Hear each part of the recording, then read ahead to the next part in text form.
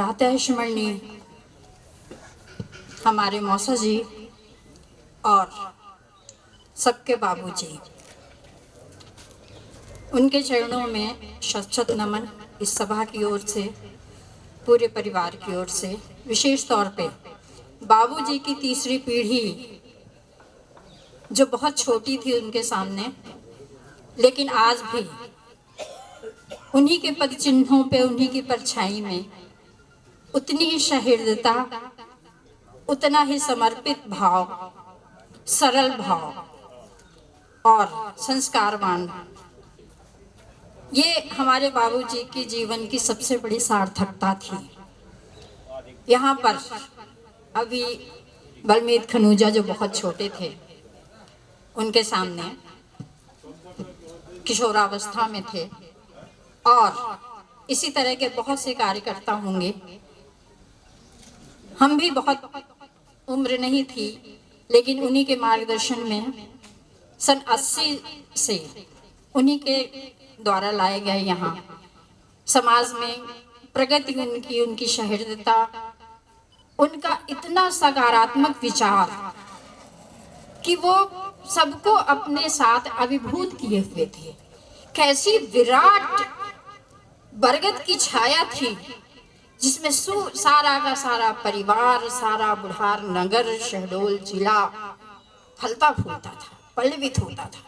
किसी के विषय में कभी भी नकारात्मक शब्द नहीं होते थे।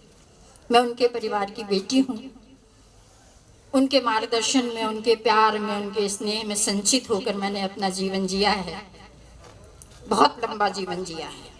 और उसकी थोड़ी सी छाया और बहुत कुछ प्रेम, स्नेह, प्रमोद दादा, उनके दोनों बच्चे और पूरा बिरौली का हमारा परिवार,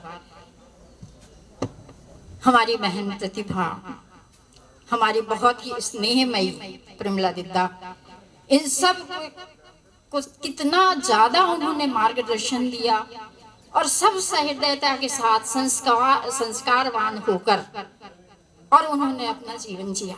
हम उनका राजनीतिक जीवन यहाँ से भोपाल तक देखते रहे। भोपाल जाया करते थे, मौसी जी का बहुत स्नेह था मुझ पर।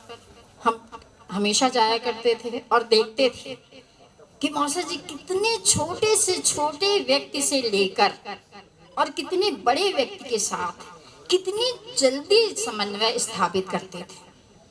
कोई भी व्यक्ति आकर बुढ़ार में उनसे मिलता था, छोटा से छोटा किसान आ जाता था, मजदूर आ जाते थे, शिक्षक आ जाते थे, तमाम राजनीति के लोग आया करते थे। हम सब बिल्कुल दर्शक होकर देखते थे और कितनी बड़ी शिक्षा लेते थे अपने जीवन का कि कोई व्यक्ति को हर व्यक्ति ये समझता था कि मैं सबसे ज्यादा बाबूजी के करीब हूँ, सबसे ज्यादा करीब। वो मुझसे ज्यादा तो किसी को मानते ही नहीं। ये मैं कह रही हूँ। मुझे लगता था कि मौसा जी मुझसे कितनी बड़ी बड़ी बातें किया करते थे। मैं तो राजनीति में नहीं थी, शासकीय कर्मचारी थी, लेकिन कितनी बड़ी बड़ी बातें करते थे और उतने ही विचारवान, उतने ही विवेक। कहते थे मैं यात्रा कोई खाली नहीं छोड़ता हूँ, उनकी लाइब्रेरी भरी पड़ी है। उतने ही वो जैन धर्म, बौद्ध धर्म, आपकी हिंदू धर्म, मुस्लिम धर्म, आप लीजिए ना, राजनीति में जब इतना व्यक्तित्व आप अपना ऊंचा करेंगे तब शहडोल की शून्यता को आप भर पाएंगे। नहीं, आप हमेशा कहते रहेंगे कि कांग्रेस में कोई नहीं है नेता। आप लाइए, वो प्रगति लाइए ना। देखिए आपकी कहाँ किसको कौन सी आवश्यकता है, खड़े हो जाइए उसके साथ। देखिए बाबूजी भी आपके पीछे आशीर्वाद का हाथ लिए खड़े मिलेंगे। आज भी 100 वर्ष के वर्षगांठ के बाद भी आप सभी लोगों को मैं बिल्कुल अपना वो दे रही हूँ, संदेश दे रही हूँ। शायद हो सकता है उनकी चेतना, उनका विवेक मुझसे आज भी कुछ कहलाने की नहीं। मुझे क्या मतलब पार्टी से, लेकिन आज है। शहडोल जिला में बहुत बड़ी शून्यता है और ऐसा नहीं कि व्यक्तित्व की कमी है। प्रमोद दादा आगे बढ़िए और हमारे यहाँ बैठे हुए बहुत से हमारे व्यक्तित्व है, समर्थ व्यक्तित्व है, सब आगे आइए, समाज के लिए कुछ करिए। और जब समाज के लिए करने लगेंगे आप, हमारी शिक्षा भी बैठी हुई है ये, और जब समाज के लिए करेंगे उसका प्रतिफल आपको बिल्कुल एकदम आपको प्रत्यक्ष रूप से दिखाई देगा। फिर कौन कांग्रेस को पीछे करेगा?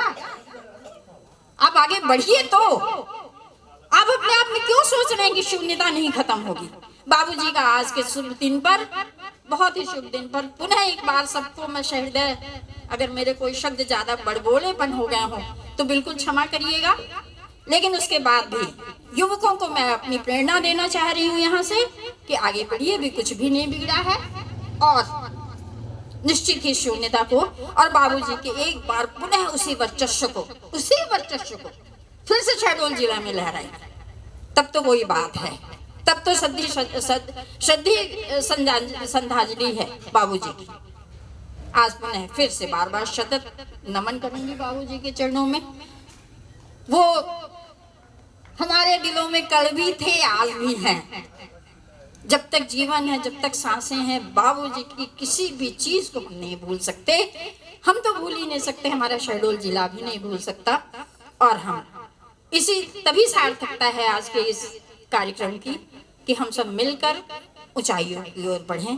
पुनः बार बार सबका आभार, सबका स्वागत और सबको धन्यवाद और बाबूजी के चरणों में प्रणाम, शत शत नमन। धन्यवाद मालती दीदी जी।